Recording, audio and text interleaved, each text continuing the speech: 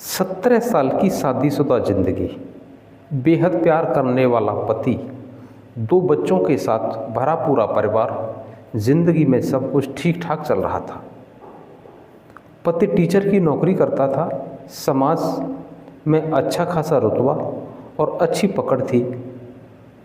घर में रुपए पैसों को लेकर के कोई कमी नहीं थी, किसी भी प्रकार की दिक्कत नहीं थी।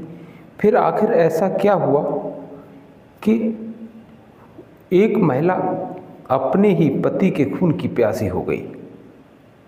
पति को मौत देने के लिए उसने पहले एक MBBS डॉक्टर से कत्ल का वो तरीका सीखा जिससे वो पकड़ी ना जा सके, और इसके बाद उसने नाबालिग अपनी बेटी और प्रेमी के साथ मिलकर के अपने ही पति को रास्ते से हटाने का प्लान तैयार किया। अब उस प्लान को जान करके शायद आपके पैरों तले ज़मीन खिसक जाएगी। साथियों, क्या था वो प्लान और क्या थी इस कहानी की पूरी सच्चाई, जानने के लिए जुड़े रहिए मेरे साथ इस वीडियो में अंत तक। नमस्कार, आदाब, सत श्री अकाल। मैं कुमार संजय वार्ता 365 में आपका स्वागत करता हूं। साथियों, ये सच्ची कहानी है हरियाणा के शहर सोनीपत की। सोनीपत में वर्ष 2007 में आमली गांव के रहने वाले कृष्ण की शादी रोहतक की रहने वाली मनीषा नाम की लड़की से हुई थी। कृष्ण एक सरकारी टीचर की नौकरी करता था और पत्नी के तौर पर मनीषा को पाकर वह काफ़ी खुश था। शादी के कुछ समय बाद मनीषा ने एक बेटी और एक बेटे को जन्म दिया था। दोनों की जिंदगी ठीक ठाक चल रही थी। एक दिन कृष्ण को पता चला कि उसकी पत्नी मनीषा अपने प्रेमी देवेंद्र उर्फ देवा से छिपकर की बातें करती है। शुरुआत में कृष्ण ने मनीषा को समझाया, लेकिन वो नहीं मानी और इस बात को लेकर के दोनों में अक्सर झगड़े होने लगे थे।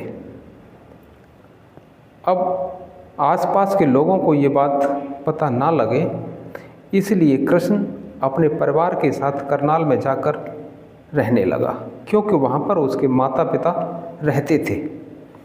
इसके बाद भी मनीषा ने अपने प्रेमी से बात करना बिल्कुल बंद नहीं किया था।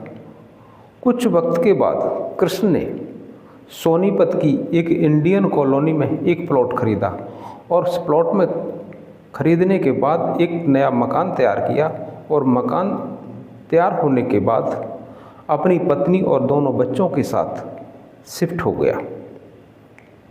मनीषा अब भी अपने प्रेमी से लगातार बात करती थी। अक्सर कृष्ण जब स्कूल चला जाता तो मनीषा अपने प्रेमी देवा को घर पर बुला लेती थी और कभी कभी वो खुद भी उसके घर चली जाती थी। अब इसके बारे में जब कृष्ण ने मनीषा के परिवार वालों को बताया तो उन लोगों ने उसे समझाने के बजाय अपनी बेटी मनीषा का साथ दिया और हार करके कृष्ण ने पंचायत बुलाई, लेकिन उसमें भी कुछ भी हल नहीं निकला। बल्कि हुआ ये कि मनीषा के घर वालों ने धमकी दी कि अगर उनकी बेटी के साथ रोक टोक की तो उसका अंजाम अच्छा नहीं होगा। अब परिवार वालों का साथ पाकर के मनीषा के हौसले बुलंदियां छू चुके थे और मनीषा के अंदर जो डर था वो पूरी तरह से जा चुका था। अब वो कृष्ण के सामने भी अपने प्रेमी देवा से वीडियो कॉल पर बात करने लगी थी। यही नहीं बल्कि उसने अपनी नाबालिग बेटी के साथ भी देवा की बातें कराना शुरू कर दी। अब कृष्ण ये सब देख कर के बड़ा परेशान होने लगा था। अब सब कुछ देखने के बावजूद भी वो मजबूर था, क्या करे। जब भी वो कुछ कहता तो उसकी पत्नी मनीषा का जो प्रेमी था उससे जान से मारने की धमकी देता उसको। अब परेशान होकर के कृष्ण ने 22 अप्रैल को पुलिस में एक शिकायत दर्ज करा दी और उसी दिन उसकी पत्नी मनीषा अपने प्रेमी देवा के साथ घर से चली गई। जब 2 दिन तक मनीषा घर नहीं लौटी तो कृष्ण ने फिर से थाने जाकर के उसकी गुमशुदगी की रिपोर्ट दर्ज करा दी। रिपोर्ट दर्ज कराने के कुछ समय के बाद इसके बीच में 13 मई को कृष्ण की बहन के पास एक मनीषा की एक सहेली का फ़ोन आता है और उसने बताया कि आपके भाई के घर में उसी की लाश पड़ी हुई है। ये खबर सुनते ही कृष्ण के परिवार वाले उसके घर पर पहुंचते हैं तो देखा कि वास्तव में कृष्ण की लाश बेड पर पड़ी हुई थी और शरीर को जब देखा गया तो उसके शरीर पर कोई भी चोट का कहीं निशान नहीं था। शुरुआत में लगा कि शायद ये हार्ट अटैक या किसी और कारण से मौत हुई है, लेकिन कृष्ण के भाई चांद सिंह को शक हुआ क्योंकि वह अपने भाई चांद सिंह को सारी हकीकत बताता रहता था। शक ये हुआ कि हत्या का ये मौत जो हुई है वो हत्या का मामला है। अब अगले दिन उसने भाई चांद सिंह ने पुलिस में जाकर के रिपोर्ट दर्ज करा दी और कृष्ण की पत्नी मनीषा पर हत्या का शक जताया।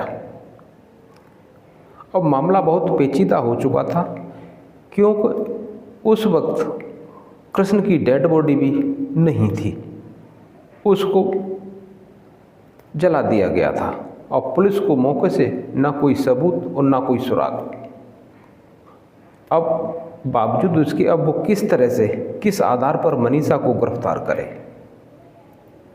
आखिरकार 4 महीने के बाद इस केस की तफ्तीश एंटी गैंगस्टर यूनिट को सौंप दी जाती है और इस यूनिट ने शक के आधार पर मनीषा को हिरासत में ले लिया और मनीषा से जब पूछताछ हुई तो मनीषा ने पुलिस के डर से सब कुछ बयां कर दिया।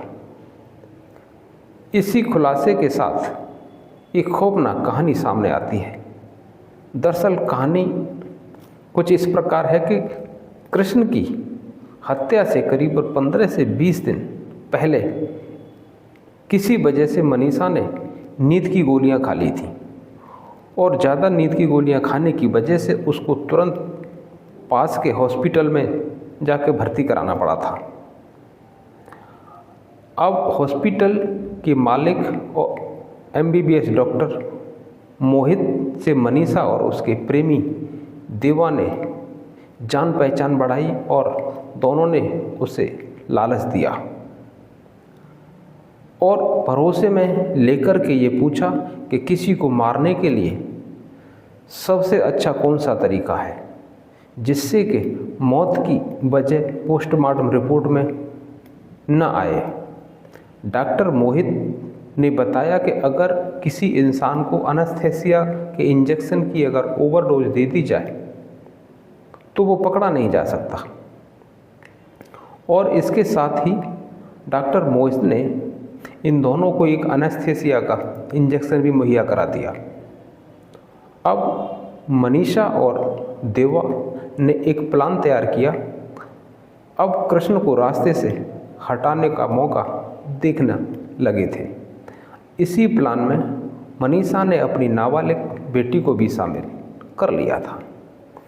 अब 12 मई की रात को जब कृष्ण गहरी नींद में सोया था तो एनेस्थीसिया का इंजेक्शन लेकर के मनीषा का प्रेमी देवा उनके घर पहुंचा और वहां पहुंचने पर कृष्ण की नाबालिग बेटी ने देवा को अंदर लेने के लिए चुपचाप से अंदर का दरवाज़ा खोल दिया और अंदर आकर के देवा ने गहरी नींद में सोए हुए टीचर कृष्ण को एनेस्थीसिया की ओवरडोज का इंजेक्शन लगा दिया। इसके बाद वो मौके से फरार हो गया और पूछताछ में देवा और मनीषा दोनों ने अपना जुर्म कबूल कर लिया और पुलिस ने इस मामले में प्रेमी देवा और MBBS डॉक्टर को रिमांड पर लिया और वहीं मनीषा की बेटी को नारी निकेतन भेज करके इस मामले की आगे की कार्रवाई शुरू कर दी थी। तो साथियों, ये थी आज की कहानी। इस कहानी को सुनाने का उद्देश्य हमें किसी की भावनाओं को ठेस पहुंचाना नहीं है, बल्कि आज की नई पीढ़ी को गलत कार्यों से जागरूक करना है। साथियों, अगर ये कहानी पसंद आई हो तो हमारी इस कहानी को एक प्यारा सा लाइक और चैनल को सब्सक्राइब करना ना भूलें। कहानी सुनने के लिए आपका बहुत बहुत धन्यवाद।